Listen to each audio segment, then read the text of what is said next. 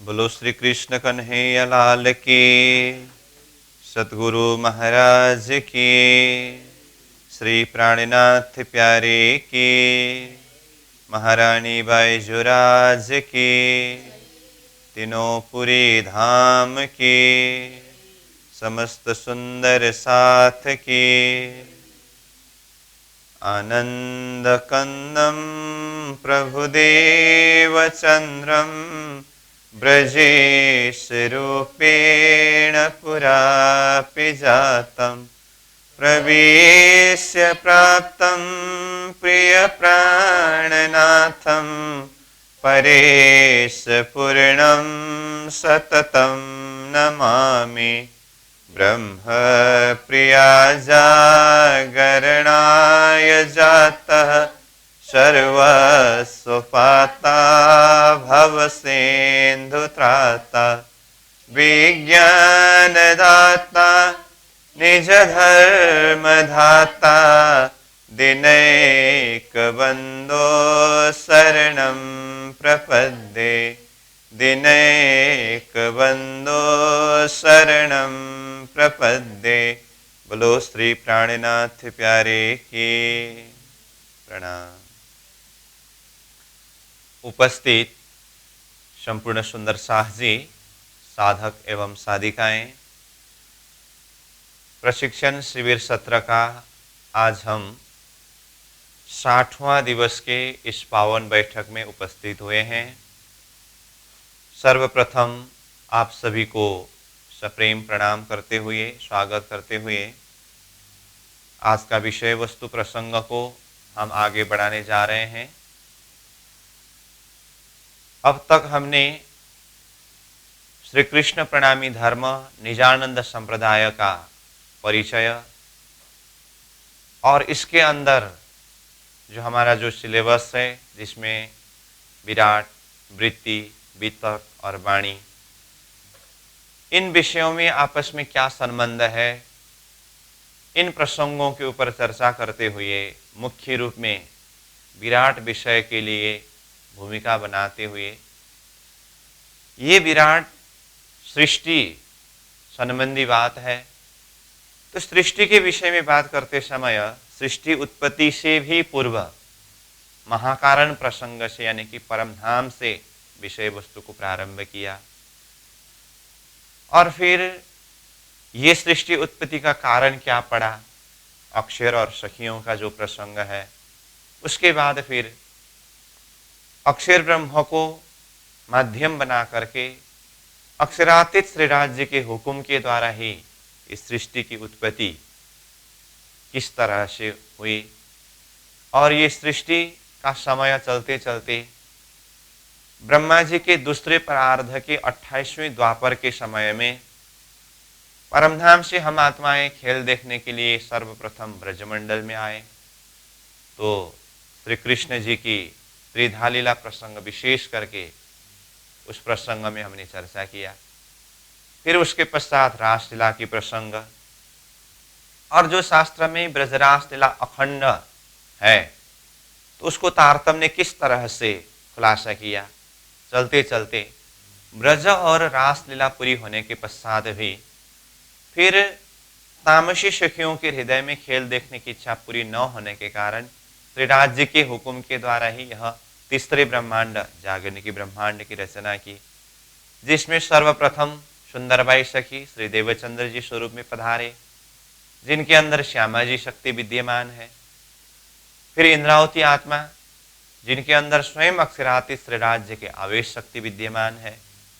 तो सतगुरु प्राणनाथ जी के सारांश परिचय का प्रसंग जो वित्तक का सार है, साथ में विशेष करके ये तारतम दर्शन क्या है, तो किस तरह से यह अवतरण हुआ और ये तारतम दर्शन ने वेद कतेप दोनों धर्म ग्रंथ को एक साक्षी के रूप में, एक प्रमाण के रूप में लेकर के वो दिव्य परमधाम का लक्ष्य किस तरह से प्रदान किया है, इन सारे विषयों में अब तक चर्चा करते रहे।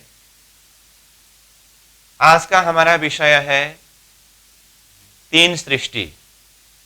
जैसे कल ही मैंने बोला था, तो अब तक वैराट के माध्यम से, कृष्ण लीला के माध्यम से अथवा सतगुरु प्रेरणा जी अथवा तारतम्य दर्शन के परिचय के माध्यम से हम विशेष रूप में इसी बात को जोड़ दे रहे हैं कि हमारा लक्ष्य दिव्य परम धाम है। जो शास्त्र ने भी एक लक्ष्य के विषय में बात किया है और तारतम्य वाणी में भी वो लक्ष्य के विषय में बताया है। तो परम धाम के लक्ष्य के विषय में हम बात कर रहे हैं। तो परम धाम कहना, अक्षरधाम कहना, फिर बेहद एरिया कहना, ये सृष्टि कहना, ये तो हम बैराट के माध्यम से एक मास्टर थीम को समझ चुके हैं। तो ये 3 सृष्टि प्रसंग जो है वैसे बीच बीच में विषय वस्तु आ चुका है, फिर भी इसको 3 सृष्टि नाम से ही हमने खुलासा नहीं किया है, इसलिए उसको भी समराइज करें। तो इसीलिए ये 3 सृष्टि जो है, जीव सृष्टि, ईश्वरी सृष्टि और ब्रह्म सृष्टि, इसी को कुरान ग्रंथ के शब्द से अगर कहें आम, खास, खासल खास, इस तरह से बताया है। ये 3 सृष्टि का जो खुलासा तो महामती प्रेरणा जी ने तारतम्य दर्शन के माध्यम से किया, परंतु तारतम्य दर्शन धरती में अवतरण होने से पहले से ही जीव में भी अलग अलग दर्जा का वर्णन करके 3 दर्जा के विषय में बताया है। जैसे उत्तम जीव, मध्यम जीव, कनिष्ठ जीव करके जीव में भी अलग अलग दर्जा, तो इसमें भी 3 दर्जा की बात है।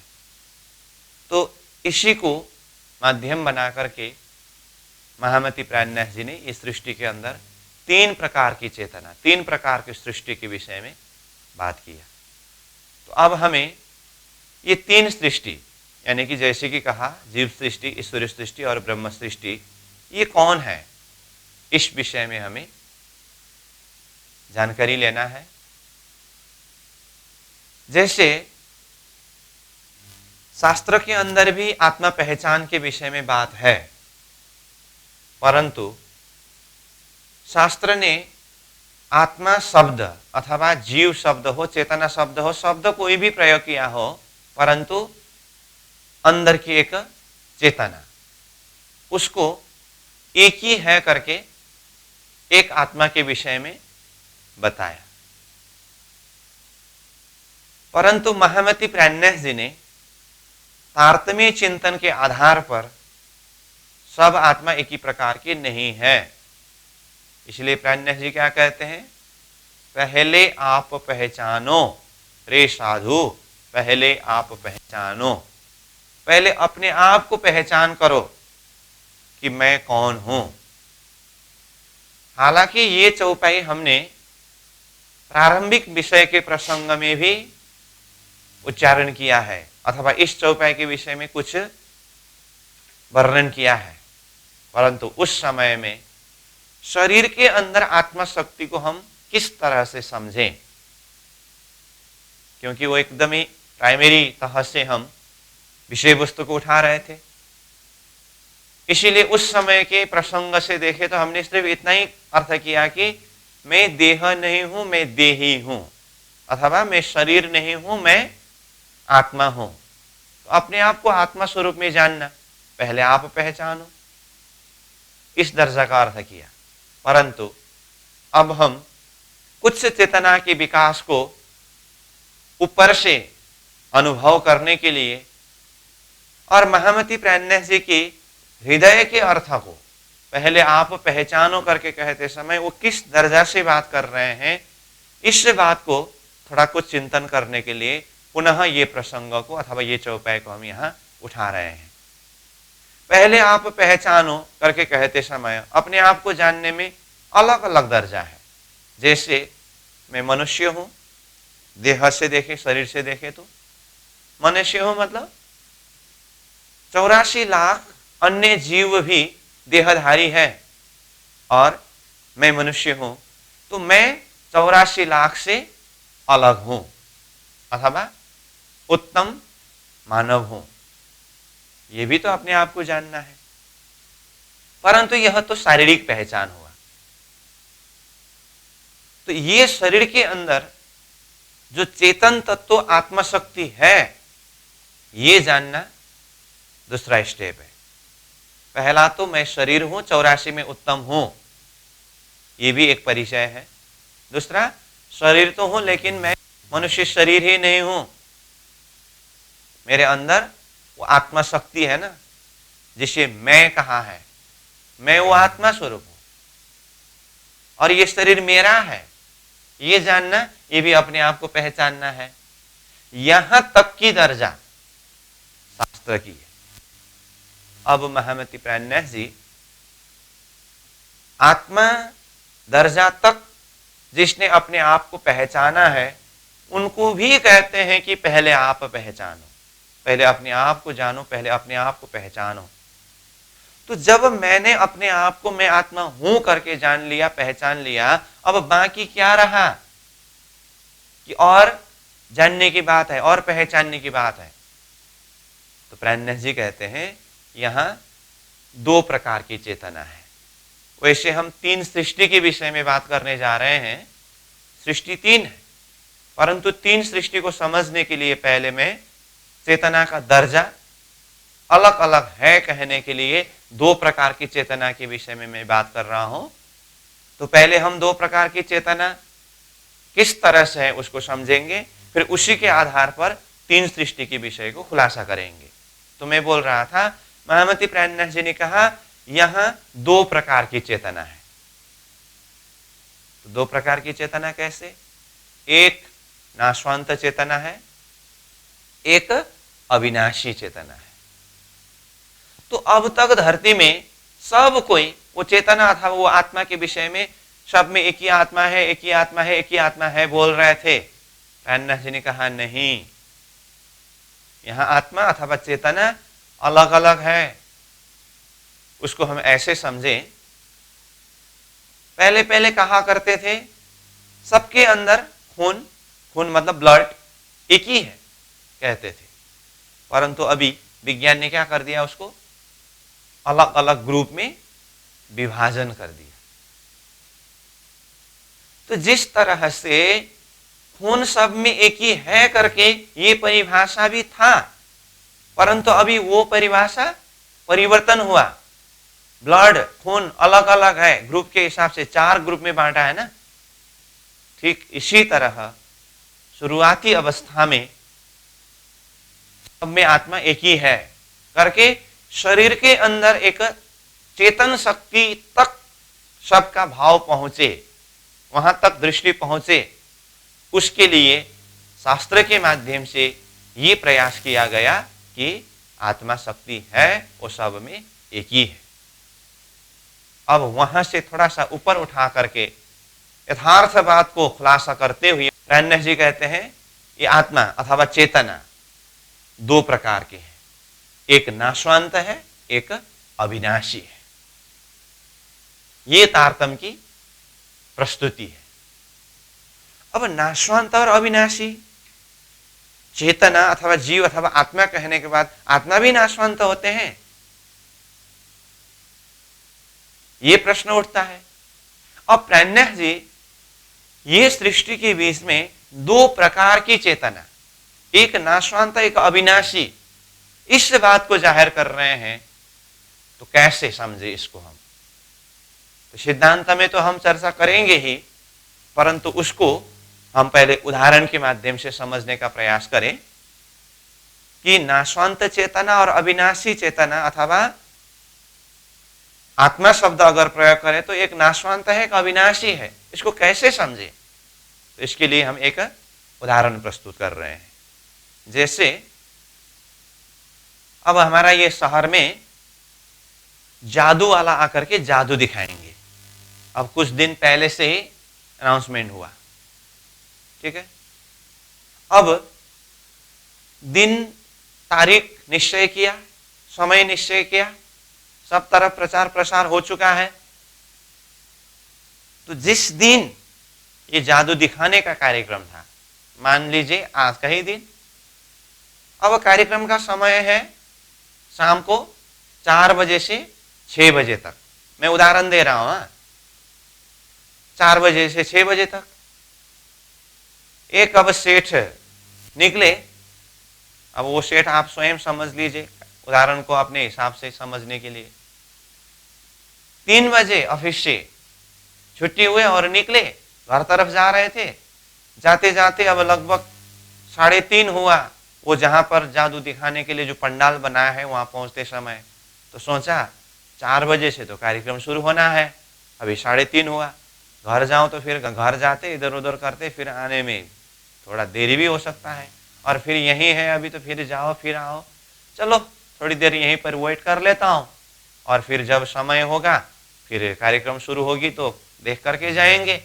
ऐसा सोच करके वो पंडाल के अंदर वो प्रवेश किया।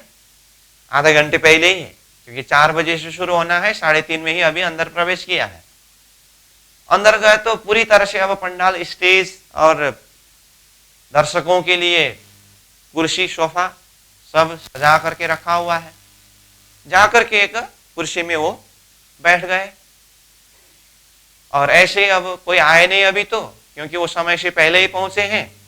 बैठ गए, ऐसे बैठ रहे थे अपने हिसाब से, ऊपर से कुछ गिर करके अपने यहाँ पर शरीर में कपड़ा में लगा। देखा ऊपर तो ऊपर वो पंखा में एक कबूतर बैठा था, और वो कबूतर ने टॉयलेट कर दिया और गिर गया, यहाँ लगा। अरे थोड़ा कुछ साफ किया और उसको ऐसे किया तो वो उड़ करके थोड़ा इधर उधर गया।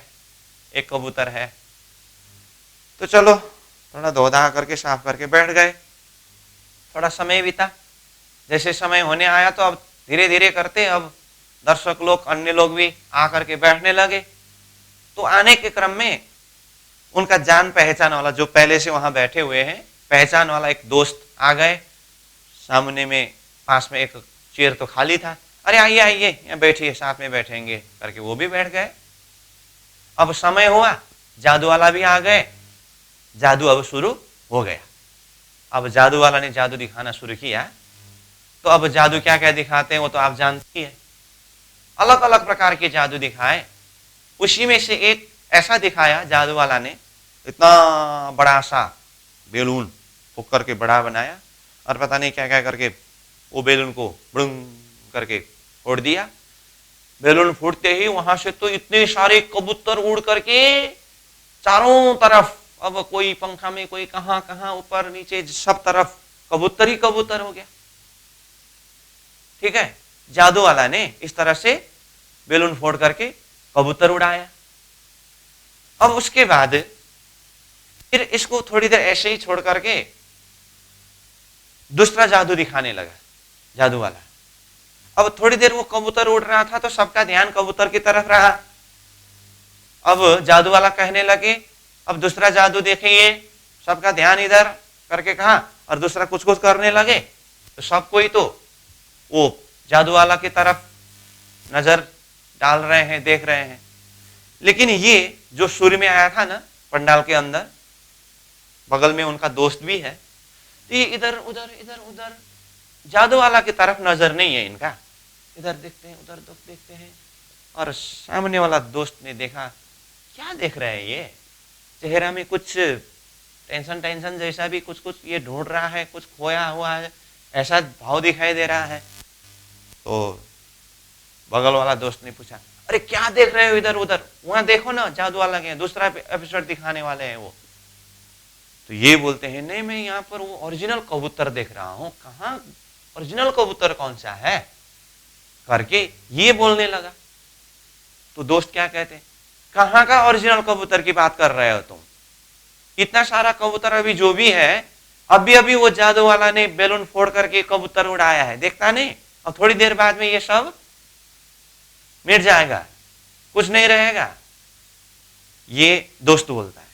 ये बोलते हैं, नहीं मुझे पता है, ये सारा कबूतर अभी जो बहुत सारे दिखाई दे रहा है, ये तो जादू वाला ने बैलून फोड़ करके उड़ाया है, लेकिन इसी के बीच में एक कबूतर ओरिजिनल कबूतर है जो ये जादू वाला आने से पहले से ही है करके ये बोलते हैं। वो दोस्त बोलते हैं, पागल हो गए तुम, यहाँ कबूतर वबूतर कुछ नहीं है, सब एक ही है जो जादू वाला ने बैलून फोड़ करके उड़ाया है। थोड़ी देर बाद में ये सब मिट जाएगा, नाश हो जाएगा। परंतु ये बोलते हैं नहीं, इसके लिए मैं खुद साक्षी हूं। जादू वाला आने से भी पहले यहां पर एक कबूतर था। अभी ये जादू वाला ने बहुत सारे कबूतर उड़ा करके, यहां ज्यादा कबूतर होने से ओरिजिनल कबूतर भी इसी के बीच में कहीं मिक्सअप हुआ है। इसलिए मैं वो ओरिजिनल कबूतर कौन सा है वो देख रहा हूं। लेकिन वो उनका दोस्त जो है पास में, वो मानने के लिए तैयार ही नहीं है। लेकिन इसको पूरी तरह से विश्वास है, यहां पर दो प्रकार के कबूतर है। उदाहरण समझ में आया? अब ये दो प्रकार का कबूतर करके कहा, तो इसमें वो चेतना के हिसाब से देखिए तो यहां एक नाशवंत चेतना वाला कबूतर है, दूसरा अविनाशी चेतना वाला कबूतर है। उदाहरण को उदाहरण की तरह समझ लीजिए। हाँ, फिर इसका अर्थ ये नहीं कि वो जादू वाला आने से भी पहले का जो कबूतर था वो कबूतर कभी मरता ही नहीं, ये अर्थ में मैं नहीं बोल रहा हूं। लेकिन यहां उदाहरण के रूप में दोनों को तुलना करके देखते समय, जादू वाला ने बैलून फोड़ करके जो उड़ाया हुआ कबूतर है वो तो क्षणिक के लिए है, थोड़ी समय बाद में वो सब मिटने वाला है तो उसके अंदर भी चेतना है ना। जादू वाला ने उड़ाया हुआ कबूतर के अंदर भी वो चेतना नहीं होते तो फिर वो उड़ रहा है कैसे? वो चेतन शक्ति के बिना, अथवा उसको आत्मा शक्ति कहे, जीव शक्ति कहे, उसके बिना तो उड़ता नहीं। कबूतर उड़ रहा है, शरीर है, अंदर चेतना है, तभी तो उड़ रहा है। और जादू वाला आने से पहले ही एक कबूतर था, वो भी उड़ रहा है, उसका भी शरीर है और उसके अंदर भी चेतना है। तो ये दो प्रकार की चेतना को अलग समझने के लिए किस शब्द से समझेंगे? तो जादू वाला ने जो उड़ाया हुआ कबूतर के अंदर की चेतना, ये क्षणिक चेतना है, कुछ क्षण में यहां उत्पत्ति हुई है, कुछ ही क्षण में ये मिटने वाला है। इसके दर्जा में ओरिजिनल जो कबूतर है ना, उसके अंदर की जो चेतना है, ये तुलना में ये अविनाशी है। यहां दो प्रकार का चेतना दिखाई दिया, बस ये मैंने उदाहरण के रूप में समझाया था।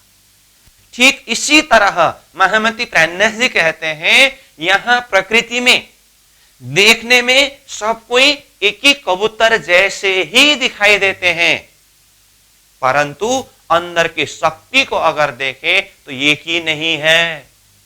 यहां दो प्रकार की चेतना है, एक नाशवंत चेतना है, दूसरा अविनाशी चेतना है। अब जो उदाहरण हमने कबूतर के उदाहरण के प्रसंग चर्चा किया, इस उदाहरण के माध्यम से हमें सिद्धांत को यह समझना है कि यहां दो प्रकार की चेतना किस तरह से है। तो इसके लिए वही बात है, विराट के प्रसंग में जो कुछ भी बात हम चर्चा करके आए, उसी के हिसाब से ये प्रसंगों को मैं सार बता देता हूं। जैसे हमने विषय शुरू किया था, ना ईश्वर ना मूल प्रकृति तादिन की कहो आपा बीती। जब ईश्वर और प्रकृति ही नहीं थे, उस समय में क्या था? ये परम धाम था। ठीक है, ओरिजिनल कबूतर और डुप्लीकेट कबूतर की चेतना को अब मैं सिद्धांत के साथ में जोड़ रहा हूं। तो परम धाम में श्री राज जी और राज्य के आनंद स्वरूपा श्यामा जी, और श्यामा जी के अंगना स्वरूप 12,000 आत्माएं, और श्री राज्य के सत का स्वरूप अक्षर ब्रह्म। ये कब की बात है? जब सृष्टि ही नहीं बनी है तब की बात है। ठीक है, अनंत समय से परम धाम में लीला चलती आ रही है। अब सृष्टि उत्पत्ति का कारण पड़ा कब? आज के दिन की बात है ये। और जैसे ही अक्षर ब्रह्म के ऊपर आज श्रीराज जी ने फरामोशी का पर्दा डाल दिए, तो ये सत्स्वरूप केवल सबलिक अव्याकृत में से अव्याकृत के द्वारा सर्वप्रथम यहां नारायण क्षर पुरुष की उत्पत्ति हुई।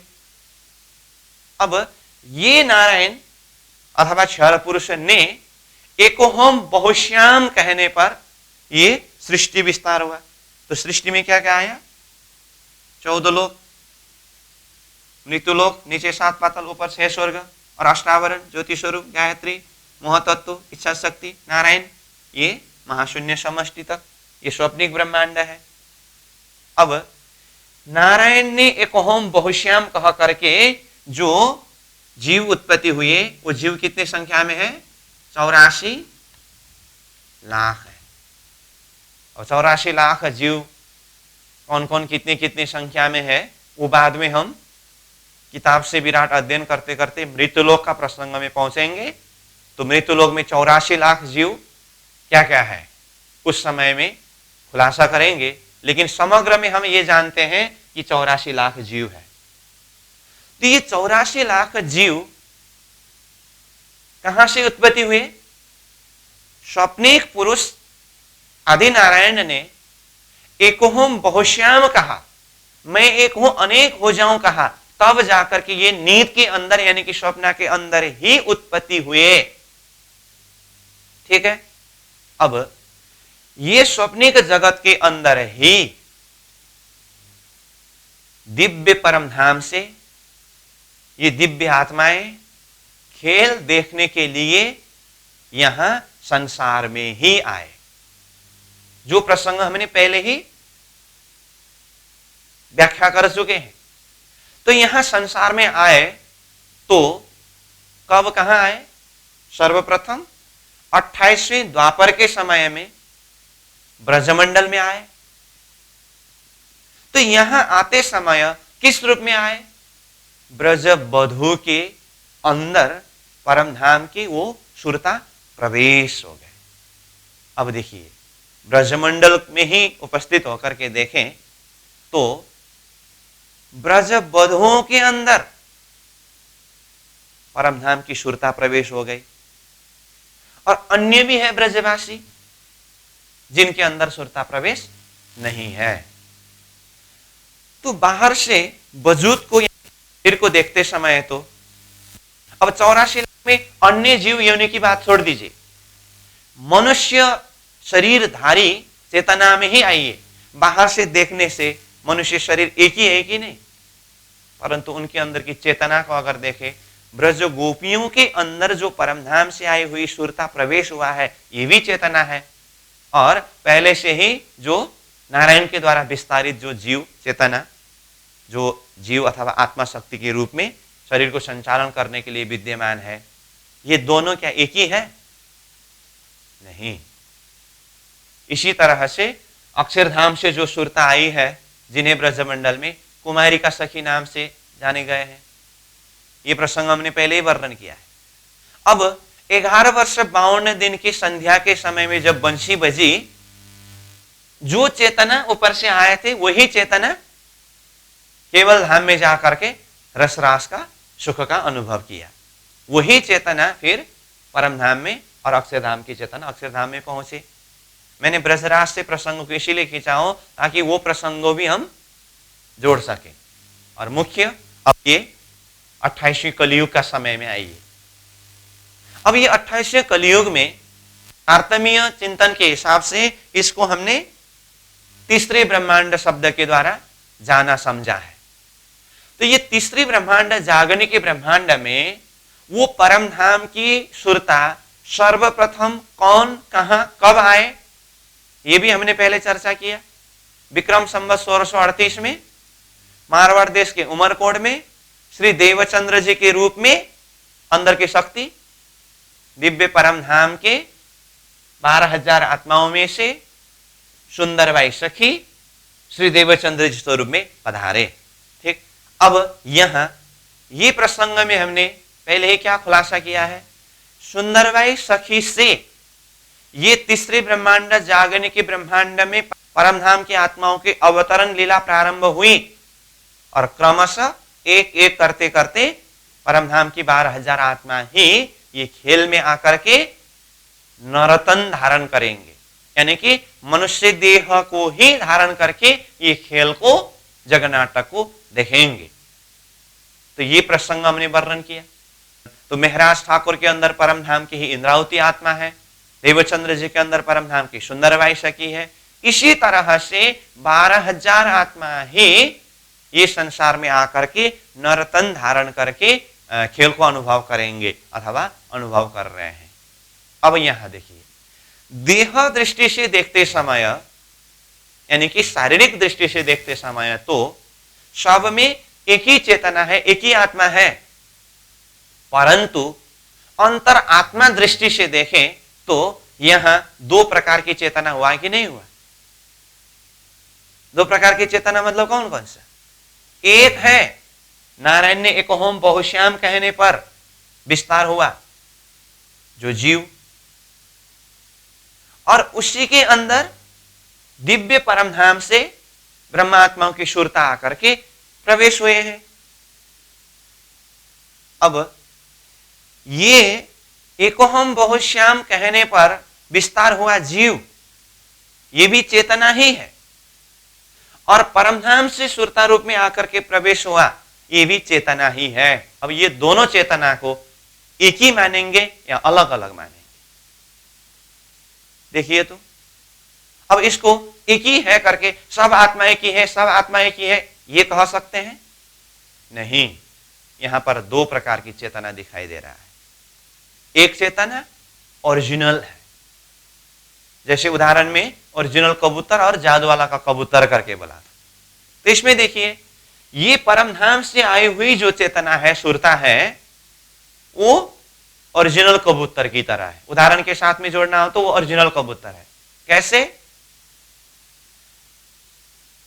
ये सृष्टि की उत्पत्ति होने से भी पहले से वो चेतना दिव्य परमधाम में स्थित है, और वही चेतना, अखंड अविनाशी चेतना, वो सृष्टि के अंदर खेल देखने के लिए आए हैं। और ये संसार जब नाश होकर के जाएगा, उस समय भी ये चेतना अपने ओरिजिनल स्थान दिव्य परमधाम में पहुंच करके वो अखंड सुख में, अखंड रूप में ही यथावत रहेंगे। इसलिए ये जो चेतना है, जो सृष्टि के उत्पत्ति से भी पूर्व से ही दिव्य परमधाम में जो आत्मा स्वरूप है, वो ओरिजिनल है। और अक्षर ब्रह्म स्वप्निक रूप में आकर के क्षर पुरुष आदि नारायण के रूप में उत्पत्ति हुए, और आदि नारायण ने एक ओम बहुश्याम कहने पर 84 लाख जीव विस्तार हुए हैं ना। ये जादू वाला ने बेलून को फोड़ करके बहुत सारे कबूतर उड़ाने की तरह नारायण ने एक ओम बहुश्याम कहने पर ये जीव का विस्तार हुआ है, और ये भी उड़ रहा है। उड़ रहा है मतलब कबूतर उड़ रहा है ना। इसी तरह से नारायण ने एक ओम बहुश्याम कहने पर विस्तार हुए जो जीव है, ये भी चल रहे हैं, फिर रहे हैं, ठीक है। परंतु ये कितने समय तक के लिए है? जिस तरह से जादू वाला ने उड़ाया हुआ कबूतर क्षणिक है, वो कुछ क्षण बाद में वो नाश होने वाला है। इसी तरह से ये नारायण ने एक ओम बहुश्याम कहने पर विस्तार किया वो जो जीव है, ये क्षणिक है। प्रलय काल में ये सब नाश होकर के जाने वाला है। और इसी जीव के खेल के बीच में ही परमधाम से आई हुई सुरता भी वैसा ही नरतन धारण करके ये जगन नाटक खेल को देख रहे हैं। तो देखने से तो ये भी मनुष्य शरीरधारी है, ये भी मनुष्य शरीरधारी है, लेकिन अंदर चेतना एक के अंदर है। नारायण ने एक ओम बहुश्याम कहने पर विस्तारित जीव, दूसरे के अंदर है वो परमधाम से आई हुई सुरता प्रवेश। शारीरिक दृष्टि से देखने पर तो दोनों एक ही हुआ है कि नहीं हुआ? अब शारीरिक दृष्टि से देखने पर बोल रहे हैं दोनों एक ही है, दोनों एक ही है, दोनों एक ही है।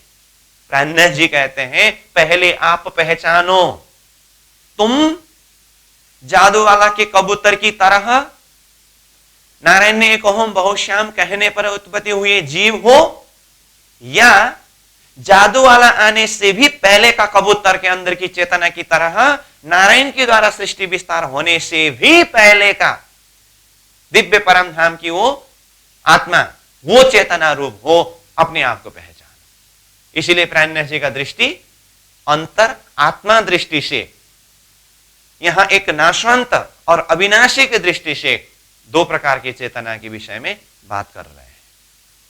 समझ में आई बात? अब इसका अस्तित्व जिस तरह से जादू वाला का कबूतर कुछ समय बाद में वो वहीं पर खत्म हो जाता है, ओरिजिनल कबूतर का समय बहुत लंबी है। इसी तरह से एकोहम बहुश्याम कहने पर जो जीव विस्तार हुए हैं, ये जागृत में अक्षर ब्रह्म, नींद से जब अपने असली अवस्था यानी कि जागृत अवस्था में आएंगे ना, ये सारा सृष्टि क्या होगा, सब नाश हो जाएगा। जैसे हम सपना देखते हैं, रात को जो सपना देखा था, सपना के अंदर बहुत सारे चेतना देह धारण करके घूम रहे थे, फिर रहे थे, सब कुछ कर रहे थे ना, वो अभी कहाँ है?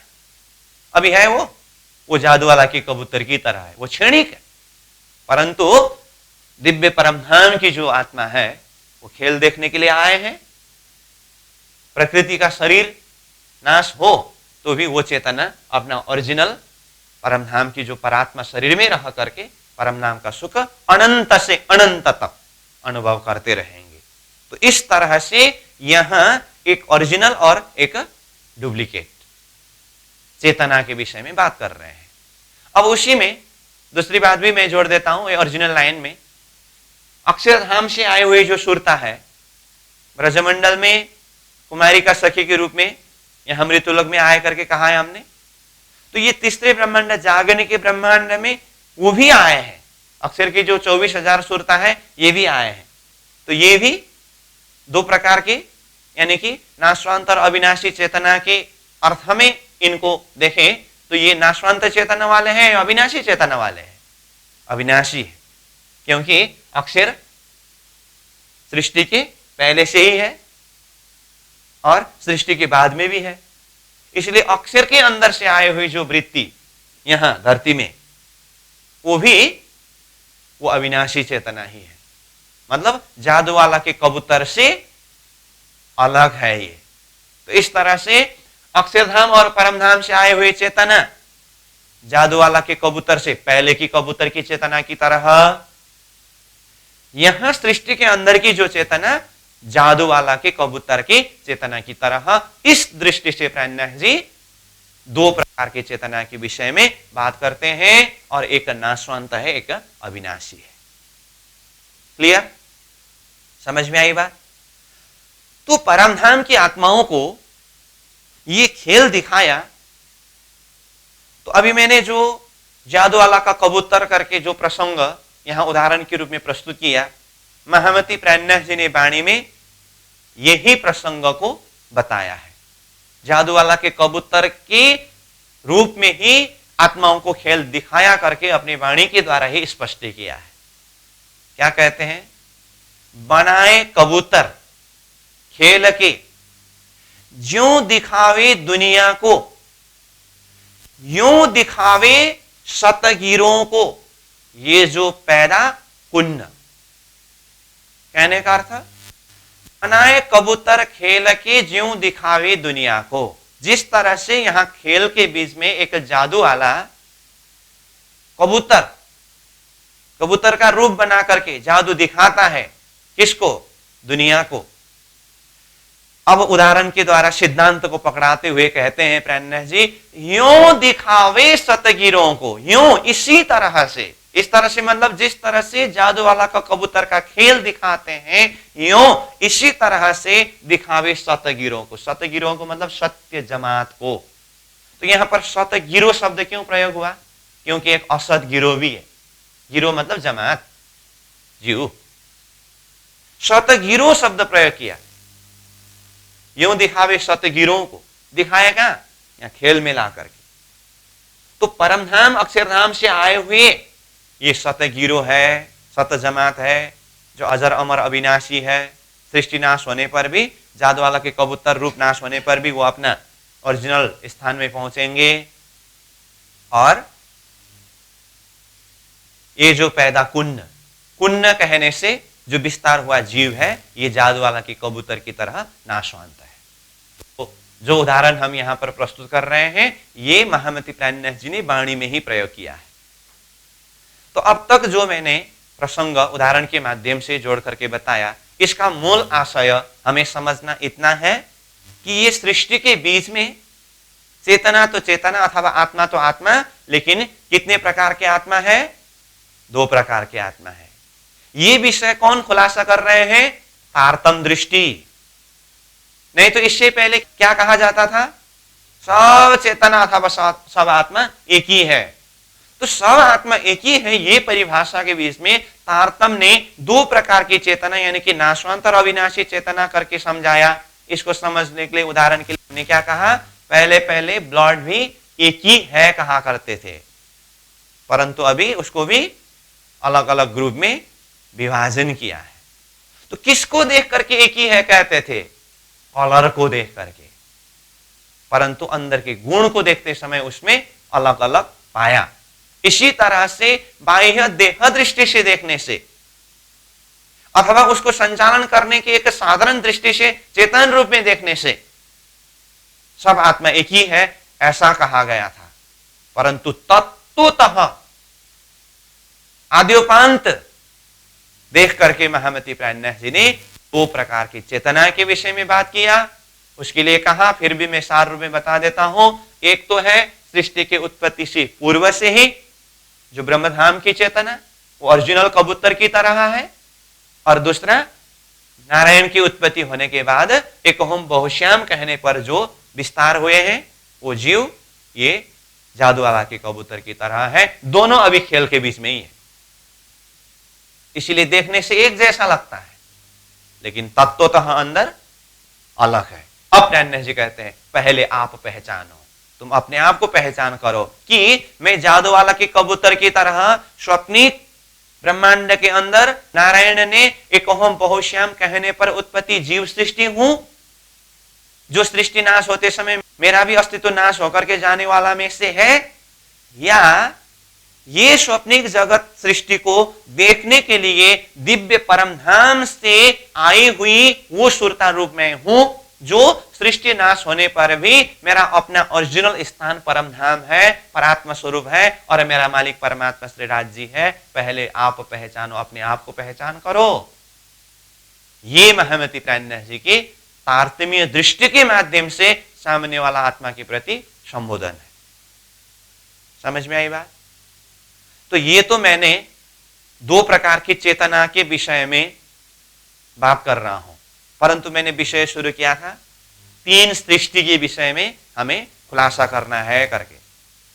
अभी तीन सृष्टि की बात तो नहीं हुई है। अब तक हमने ये दो प्रकार की चेतना के विषय में समझने का प्रयास किया ना, इसी के अंदर से अब हम तीन प्रकार की सृष्टि के विषय में बात करेंगे। जो प्रसंग काफी बार हमने वर्णन कर चुके हैं उसको अब ये सृष्टि करके उसका अलग अलग नाम से बस नहीं बताया था, इसीलिए उसको हम समराइज कर रहे हैं। तो तीन सृष्टि में क्या कहा? अब यहां सृष्टि के हिसाब से देखें तो जीव सृष्टि, ठीक है, और दूसरा ईश्वरी सृष्टि,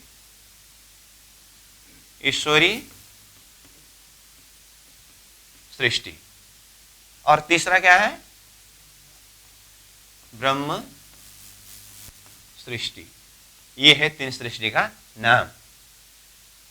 तीन सृष्टि कहने से जीव सृष्टि, ईश्वरी सृष्टि, ब्रह्म सृष्टि, अथवा ब्रह्म सृष्टि से शुरू करेंगे तो ब्रह्म सृष्टि, ईश्वरी सृष्टि, जीव सृष्टि, आप कहीं से भी समझ सकते हैं। तो जीव सृष्टि, ईश्वरी सृष्टि, ब्रह्म सृष्टि, ये तीन सृष्टि है। अब ये तीन सृष्टि का परिभाषा क्या है, अथवा तीन सृष्टि कौन कौन है? तो इसके लिए सर्वप्रथम हम जीव सृष्टि से शुरू करें, क्योंकि सृष्टि के अंदर की बात हो रही है। तो जीव सृष्टि कौन है? तो जीव सृष्टि जैसे ही अक्षरातीत के हुक्म के द्वारा अक्षर ब्रह्म सपना में जाकर के क्षर पुरुष आदिनारायण की उत्पत्ति हुई, तो आदिनारायण ने एकोहम बहुश्याम कहने पर जो अनंत जीव का विस्तार हुआ,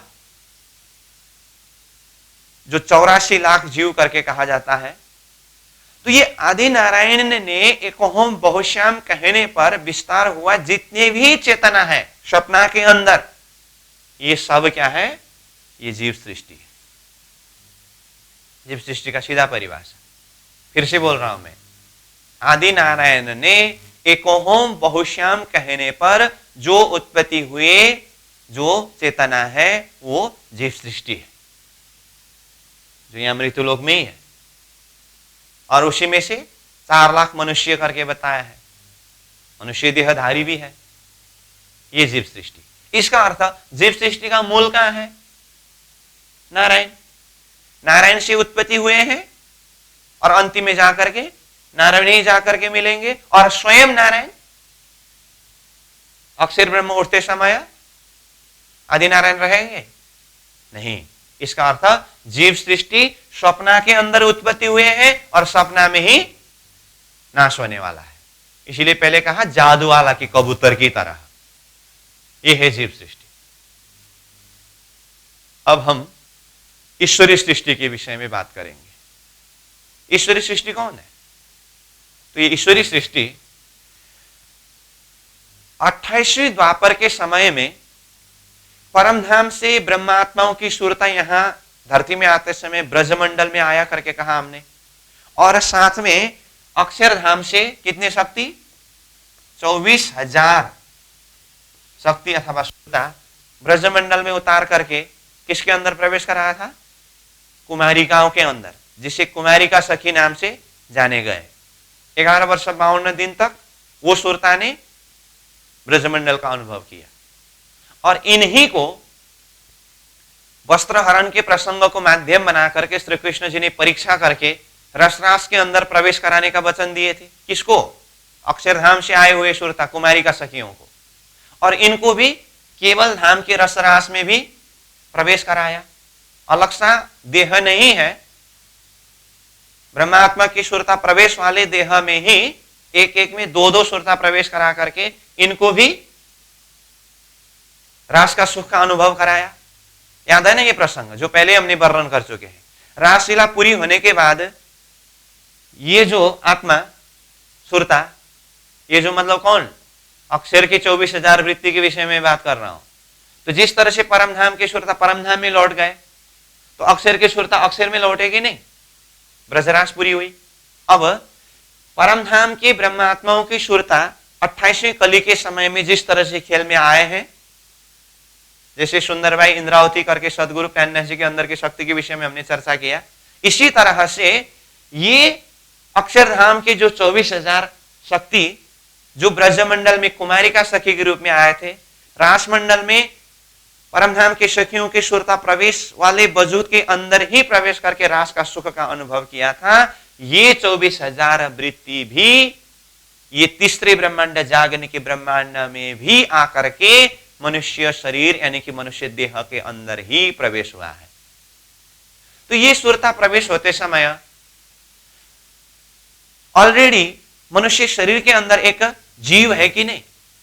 जीव जो नारायणी सृष्टि के जीव ही है, परंतु वो जीव कैसा है? उत्तम जीव। जैसे ब्रजमंडल में ही परमधाम की सुरता और अक्षरधाम की सुरता दोनों को प्रवेश कराने के लिए यहां पात्र रूप में जीव के विषय में बात किया था हमने। जो जीव कैसे हैं? बिल्कुल ही उत्तम है। तो क्या हुआ? यहां धरती के हिसाब से बिल्कुल उत्तम जीव, जिसके अंदर अक्षरधाम के सुरता आकर के प्रवेश हुआ। अक्षरधाम की सुरता प्रवेश न होने तक वो जीव सृष्टि ही था। जीव में दर्जा कैसा है? उत्तम है, उत्तम जीव। अब उसी उत्तम जीव को पात्र बना करके अक्षरधाम से आए हुए सुरता प्रवेश हुआ। अक्षरधाम से आए हुए सुरता प्रवेश होने के बाद उनका नाम क्या रहा? ईश्वरी सृष्टि। तो ईश्वरी सृष्टि नाम ये है। इसका अर्थ क्या है? ब्रजमंडल में जो कुमारिका सखी नाम से जिन शक्ति को जाने जाते थे, वही जागने के ब्रह्मांड में आते समय ईश्वरी सृष्टि के नाम से जाने गए। मतलब सार रूप में कहे तो धरती के नारायणी सृष्टि के उत्तम जीव में अक्षरधाम से जो 24,000 सुरता है, वो सुरता आकर के जिन जिन उत्तम जीव के अंदर प्रवेश हुआ, ये ईश्वरी सृष्टि है। यह है ईश्वरी सृष्टि का परिभाषा। इसका अर्थ ईश्वरी सृष्टि का मूल कहां है? अक्षरधाम। तो पहले हमने ओरिजिनल कबूतर और डुप्लीकेट कबूतर की चेतना के विषय में बात कर रहे थे, मतलब नाशवंत चेतना और अविनाशी चेतना के विषय में बात कर रहे थे। उनमें से ये ईश्वरी सृष्टि जो है ना, किस में आया? अविनाशी में आया ना, अक्षरधाम अविनाशी है, तो वहां से आया हुआ जो सुरता ईश्वरी सृष्टि नाम से जाने गए। ये है ईश्वरी सृष्टि। ठीक है, अब रहा ब्रह्म सृष्टि। वही सिस्टम है। ब्रह्म सृष्टि कौन है? जो परमधाम की सुरता 28वें द्वापर के समय में ब्रजमंडल में ब्रज बधु के अंदर वो सुरता प्रवेश होकर के सखी रूप होकर के 11 वर्ष 52 दिन तक खेल का अनुभव किया। यही सुरता बंशी बजते समय कालमाया की देह को यहीं छोड़ करके सुरता रूप केवल धाम में जाकर के योग माया का देह धारण करके रसरास के सुख का अनुभव किया। याद है ना पहले का प्रसंग। अब रासलीला पूरी होने के बाद ये सुरता परमधाम मूल मिला में जाकर के अपना जो परात्मा स्वरूप है वहां पर तंद्रावस्था में जागृत हुए। फिर वही सुरता को ये तीसरे ब्रह्मांड जागरण के ब्रह्मांड में यानी कि मृत्यु लोक के बीच में ही श्रीराज जी ने भेजा। तो वो सुरता यहां आकर के किसके अंदर प्रवेश हुए? सुरता तो परमधाम से आई है, लेकिन यहां बर्तन, यहां पात्र धरती की होना पड़ेगा ना। तो यहां धरती में ही जो जीव ने मनुष्य देह को धारण किया है, जो जीव साधना करते करते एकदम उत्तम जीव के रूप में है। जैसे ब्रज गोपियों को पहले हमने उत्तम जीव के रूप में तैयार किया, उसके बाद परमधाम की सुरता प्रवेश करा है, ये है ब्रज की बात। तो ऐसे ही जागरणी के ब्रह्मांड में ऐसे ही उत्तम जीव धरती के ये पात्र, अब तक जीव सृष्टि है लेकिन दर्जा उत्तम है, इसी को एक पात्र के रूप में अथवा बर्तन के रूप में तैयार करके इसके अंदर परमधाम से वो ब्रह्मात्मा की सुरता आकर के प्रवेश हुआ। कहां प्रवेश हुआ? धरती के उत्तम जीव के अंदर प्रवेश हुआ। तो जब परमधाम के ब्रह्मात्माओं की सुरता आकर के यहां धरती के उत्तम जीव के अंदर प्रवेश हुआ, तो अब उसे किस नाम से जाने जाते हैं? ब्रह्म सृष्टि के नाम से जाने जाते हैं। तो यह है ब्रह्म सृष्टि, अथवा सार रूप में कहे तो परमधाम की ब्रह्मात्माओं की सुरता धरती में आकर के उत्तम जीव के अंदर प्रवेश हुआ, तो ये ब्रह्म सृष्टि, ये है ब्रह्म सृष्टि का परिभाषा। परमधाम के अंदर सृष्टि शब्द प्रयोग नहीं होता है। हाँ? शब्द को प्रयोग करने में भी थोड़ा सा ध्यान देना पड़ेगा। परमधाम प्रसंग में वर्णन करेंगे तो ब्रह्म आत्मा, वही ब्रह्म आत्मा जब यहां सृष्टि के अंदर आकर के धरती के अंदर आकर के उत्तम जीव रूपी पात्र के अंदर प्रवेश होने पर वो ब्रह्म सृष्टि। तो इस तरह से ब्रह्म सृष्टि शब्द को भी हम समझ गए। अब इसमें और एक बात खुलासा कर दूं, परमधाम की ब्रह्म आत्माएं खेल में उत्तम जीव के अंदर प्रवेश हुए, ब्रह्म सृष्टि हुए, और ये ब्रह्म सृष्टि रूप संसार में आने का कारण तो सृष्टि की उत्पत्ति के कारण ही इन्हीं आत्माओं को, अब इनको ब्रह्म सृष्टि शब्द से हम संबोधन करेंगे, इन ब्रह्म सृष्टि को खेल दिखाने के लिए ही सृष्टि की उत्पत्ति हुई है। इसीलिए ब्रह्म सृष्टि तो खेल देखने के लिए आए हैं, स्पष्ट है।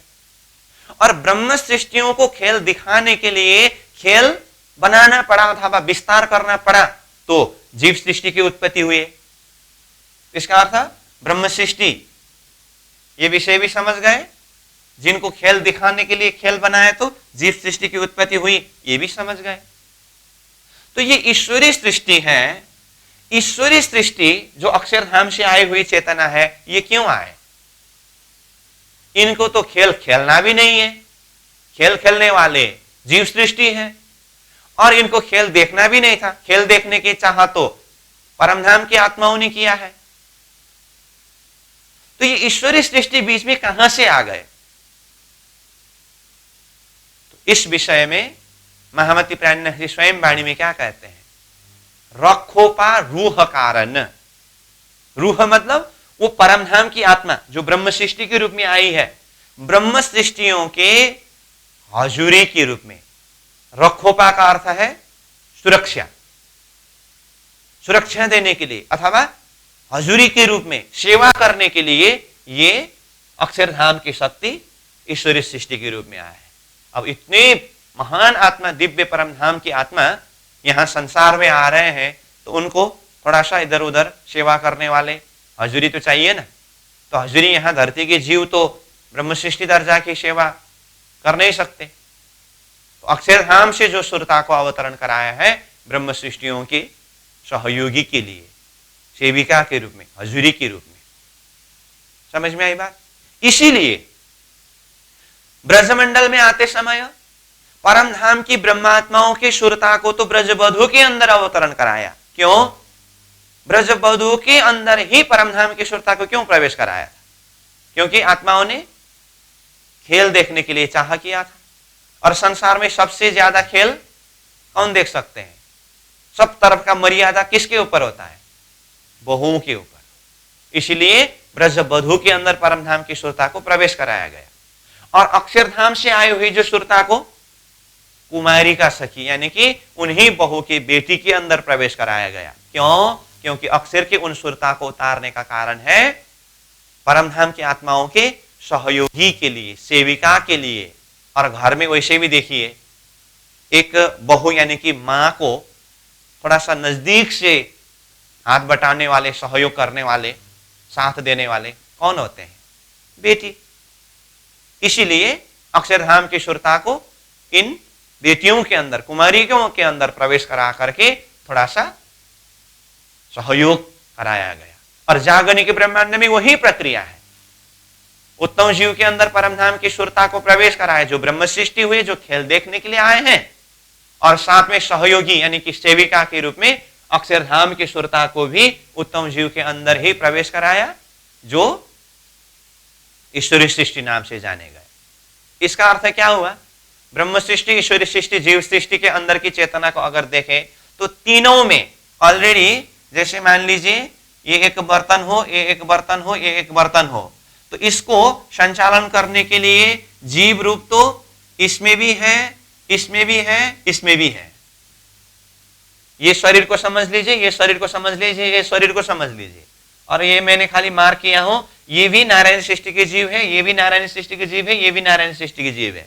शुरुआत में ये तीनों जीव सृष्टि, लेकिन ये जीव ने साधना करते करते इतने अधिक उत्तम दर्जा में पहुंचे जिसके अंदर परमधाम की सुरता आकर के प्रवेश हुआ। तो अब ये क्या हुआ? ब्रह्म सृष्टि। ये जीव ने भी साधना करते करते इतने उत्तम जीव में पहुंचे, एक पात्र रूप में तैयार हुए, इसके अंदर अक्षरधाम से सुरता आकर के प्रवेश हुआ। ये हुआ ईश्वरी सृष्टि, और ये ऐसे ही रह गए। ये है जीव सृष्टि। इसका अर्थ क्या हुआ? जीव सृष्टि में जीव ही है। अब ईश्वरी सृष्टि के अंदर अक्षरधाम से आए हुए सुरता तो है ऑलरेडी, पात्र के लिए नारायण सृष्टि के जीव तो है ही। ठीक है। इसी तरह से ब्रह्म सृष्टि के नाम से जिन्हें बताया है, परमधाम से आए हुए सुरता तो है ही, लेकिन पात्र रूप में नारायण सृष्टि के जीव भी है। तो इस तरह से ये तीन सृष्टि की बात हुई। अब इसका मूल देखें तो सार रूप में बता रहा हूं। जीव सृष्टि का मूल नारायण है, अथवा नारायण कहने का मतलब नींद है। नींद के अंदर उत्पत्ति हुए हैं, नींद के अंदर ही नाश होने वाला है। इसलिए ये जीव सृष्टि क्या है? नाशवांत है, स्वप्न के अंदर की। और ईश्वरी सृष्टि का मूल ये अक्षरधाम से आए हैं, खेल खत्म होने के बाद ये अक्षरधाम में ही जाएंगे। इसका मूल अक्षर है। और ब्रह्म सृष्टि का मूल परमधाम से आए हैं खेल देखने के लिए, खेल देख करके परमधाम मूल मिलाव में ही जाएंगे। ये ब्रह्म सृष्टि का मूल परमधाम है। ये है तीन सृष्टि का कॉन्सेप्ट। अब इन्हीं तीन सृष्टि को, जैसे मैंने पहले ही कहा था, कतीब के शब्दावली से अगर देखें तो आम, खास, खासल, खास करके तीन शब्द आया है। जीव सृष्टि को कुरान में क्या कहा? आम। ईश्वरी सृष्टि को क्या कहा? खास। और ब्रह्म सृष्टि को क्या कहा? खासल, खास। ये ब्रह्म सृष्टि इस तरह से बताया है। आम मतलब आम, संपूर्ण दुनिया, जो खुदा के कुंड कहने से, यानी कि हो जा कहने से विस्तारित दुनिया। कुरान की भाषा में इस तरह से वर्णन आता है, जिसे आम यानी कि जीव सृष्टि, जिसका मूल क्या है, कहते हैं जुल्मत। कुरान का शब्द बोल रहा हूं मैं। आम यानी कि ये संपूर्ण दुनिया जो जीव सृष्टि है, इनका मूल जुल्मत। जुल्मत मतलब अज्ञान रूपी नींद, भ्रम रूपी नींद, मतलब जो आदि नारायण नींद का स्वरूप है, तो उसी को जुल्मत शब्द प्रयोग किया। और दूसरा है खास। खास ईश्वरीय सृष्टि है जो अक्षरधाम से आए हैं। अक्षरधाम को कुरान में जबरूत कहा है, इसलिए जो ये खास रूहें, जिसे फिरस्ता भी कहते हैं, जबरूत यानी कि अक्षरधाम के हैं। कुरान के शब्दावली में खास का अपना लक्ष्य जो है जबरूत इस तरह से कहा। और खासल खास ब्रह्म सृष्टि के लिए कहा, तो खासल खास कहां से आए हैं? चौथे आसमान। चौथे आसमान मतलब लाहौत, परमधाम से आए हैं, जिन्हें रूहें कहा है, जिनका मूल चौथे आसमान परमधाम ही है। कल भी हम बोल रहे थे ना, नासुत, मलकुत, जबरूत, लाहौत करके। जैसे मृत्युलोक, स्वर्गलोक को नासुत कहा, वैकुंठ को मलकुत कहा, अक्षरधाम को जबरूत कहा, परमधाम को लाहौत कहा। और परमधाम के अंदर भी 12,000 आत्माओं की जो बैठक, मूल मिलावा का बैठक है ना, वो मूल मिलावा के बैठक को कुरान में हाउत कहा है। लाहौत के बाद हाउत, मतलब परमधाम के अंदर भी मूल मिलावा का बैठक। तो ये शब्दावली है। तो चाहे हम वेद के हिसाब से देखें तो भी इन्हीं तीन सृष्टि की बात है, चाहे हम कतेब के शब्द के हिसाब से देखें, आम, खास, खासल, खास कह करके इन्हीं तीन सृष्टि के विषय में बात किया है। इसीलिए हम पहले से बात क्या कर रहे हैं, जो कछु कहा वेद ने सोई कहा कतेब। अब बात आई, हम कुछ दिनों से तारतम दर्शन के प्रसंग के ऊपर चर्चा कर रहे थे, और विशेष करके हम कल बात कर रहे थे कर्म, उपासना, ज्ञान, विज्ञान के विषय में, अथवा कुरान की भाषा में शरीयत, तरीकत, हकीकत, मार्फत के विषय में। कर्म का लक्ष्य स्वर्ग, उपासना का लक्ष्य वैकुंठ, ज्ञान का लक्ष्य अक्षरधाम, विज्ञान का लक्ष्य परमधाम करके। और शुरुआती प्रसंग से ही ये बैराट प्रसंग जो है लक्ष्य प्रदान करने वाला विषय करके हमने कहा। और लक्ष्य में कहां के लक्ष्य के विषय में बात किया? परमधाम के लक्ष्य के विषय में बात किया। तो वास्तव में ये परमधाम का लक्ष्य किसके लिए है? ब्रह्म सृष्टि के लिए है। इसलिए विराट विषय किसको, कहां का लक्ष्य दे रहे हैं? ब्रह्म सृष्टियों को परमधाम का लक्ष्य दे रहे हैं। ईश्वरी सृष्टि को अक्षरधाम का लक्ष्य, जीव सृष्टि का अपना मूल स्थान नारायण तक का लक्ष्य। ये है अपने अपने मूल स्थान के हिसाब से अपना अपना लक्ष्य, ठीक है। लेकिन तारतम दर्शन का एक विशेषता यह है, जो मैं अभी थोड़ा सा ही हिंस बता के रखता हूं, जो प्रसंग समय आने पर हम चर्चा करेंगे। मूल रूप में जीव सृष्टि अथवा ये आम जुल्मत यानी कि नींद के अंदर ही उत्पत्ति हुए हैं, नींद के अंदर ही नाश होने वाला है। लेकिन यहां तो तारतम दर्शन के माध्यम से परमधाम लक्ष्य के विषय में बात हो रही है ना, इसीलिए ये नाशवंत जीव सृष्टि को भी तारतम ने ऊपर से बख्शिश दे करके, कृपा करके इनको भी अखंड मोक्ष प्रदान किया है। जो भिष्ट का प्रसंग है, विराट का ही प्रसंग है, अत्यंत महत्वपूर्ण प्रसंग है।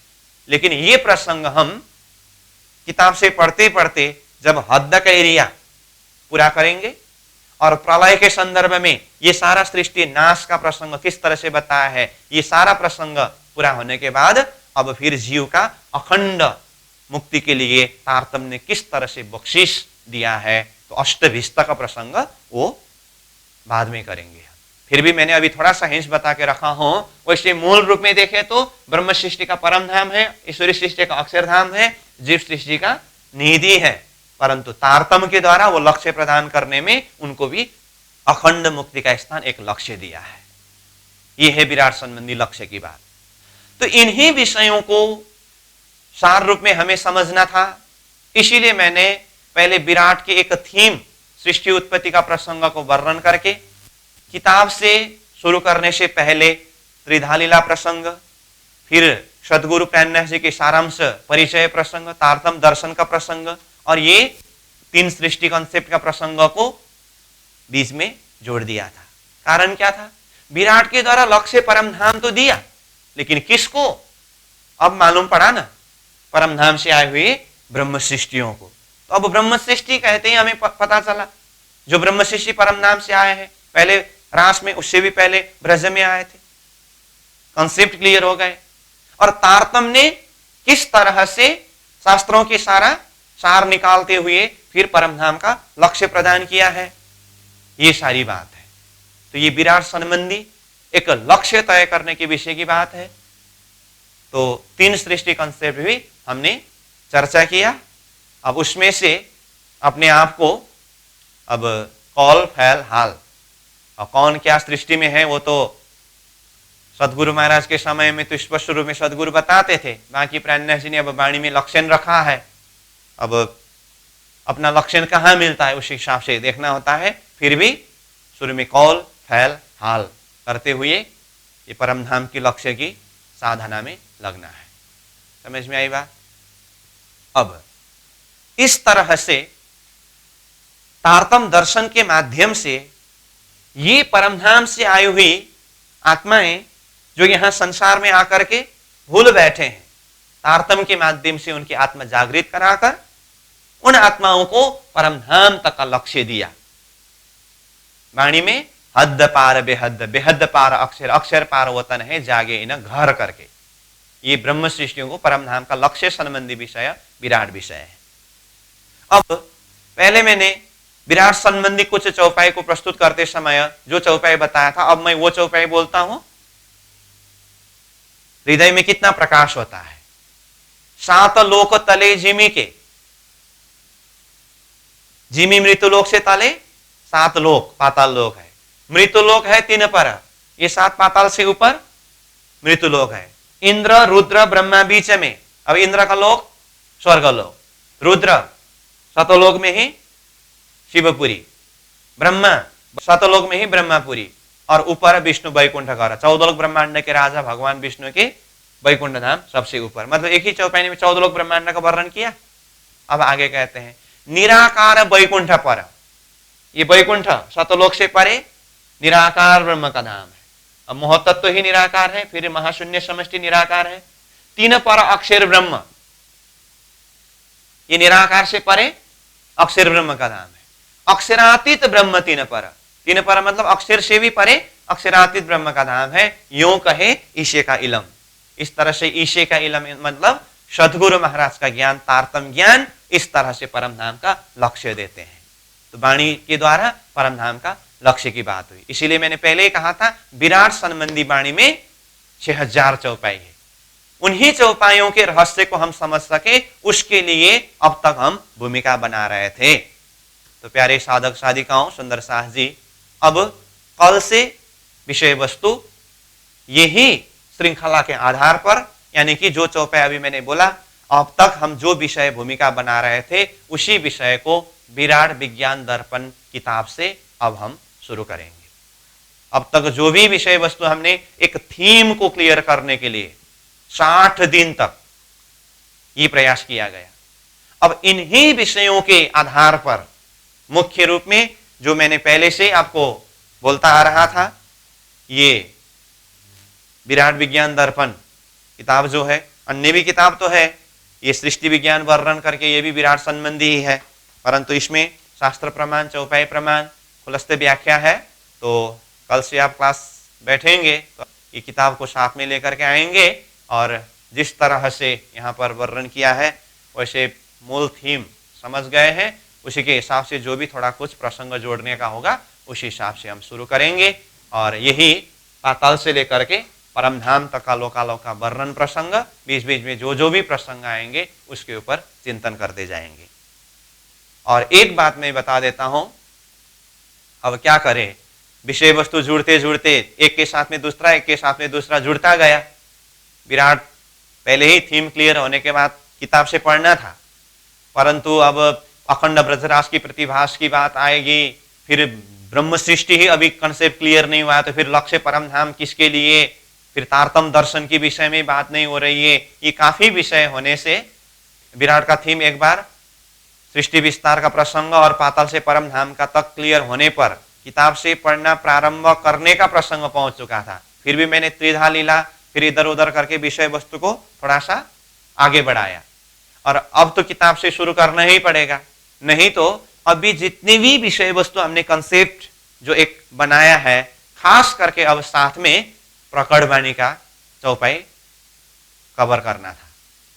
प्रकट वाणी जो है ना 112 चौपाई, इसीलिए मैं आपको आगे के लिए ये भी हिंस बता के रखता हूं। अब तक हमने जो भी विषय वस्तु कवर किया है, महाकारण लीला की प्रसंग हुई, सृष्टि उत्पत्ति का कारण प्रसंग हुआ, सृष्टि की उत्पत्ति विस्तार किस तरह से हुई ये बात हुई, फिर ब्रह्मात्माओं के खेल में आगमन के प्रसंग में पहले ब्रजमंडल में आने का प्रसंग, श्री कृष्ण जी की लीला, रास के अखंड की भेद, प्रतिबिंब रास की बातें, फिर गौलोकी श्री कृष्ण जी की लीला, फिर उसके बाद परम धाम में पहुंचे हुए आत्माओं की तीसरे ब्रह्मांड में आने की बात, फिर सदगुरु की साधना प्रसंग और तारतम दर्शन अवतरण का प्रसंग, फिर उसके बाद इंद्रावती आत्मा के अंदर वो सारे शक्ति पंच शक्ति की बात, और जागनी लीला तारतम के माध्यम से परम धाम की लीला, ये सारा जो प्रसंग है ये हमारा मूल सिद्धांत का सार है, जो प्राणनाथ जी ने 112 चौपाई प्रकट वाणी के अंदर ये सार सिद्धांत को रखा है। अब तक हमने जो कंसेप्ट का चर्चा किया है, इसी के आधार पर ही प्रकट वाणी के एक एक चौपाई का खुलासा करना होता है, परंतु हम बैराट किताब के माध्यम से लोकालोक का वर्णन की तरफ लगेंगे और राज्य की कृपा रही, व्यवस्था सब बनी रही, तो फिर यही कंसेप्ट जो अब तक जो एक भूमिका थीम बना है, ये विराट विज्ञान दर्पण से विराट वाला चैप्टर पूरा होने के बाद हो सकता है आगे फिर प्रकट वाणी के चौपाई के माध्यम से यही कंसेप्ट जो तैयार हुआ है, इसको चौपाई के आनंद से भी हम ले सकते हैं। परंतु कल से विराट किताब के माध्यम से हम चर्चा करेंगे। अब तक जितने भी विषय वस्तु एक थीम के ऊपर चर्चा किया गया है, इसको चिंतन करिए और आगे जो विषय वस्तु प्रस्तुत होगी हम चर्चा करते जाएंगे। अभी के लिए यहीं पर विश्राम देंगे। पूर्णमदः पूर्णमिदं पूर्णात् पूर्णमुदच्यते पूर्णस्य पूर्णमादाय पूर्णमेवावशिष्यते। प्रणाम।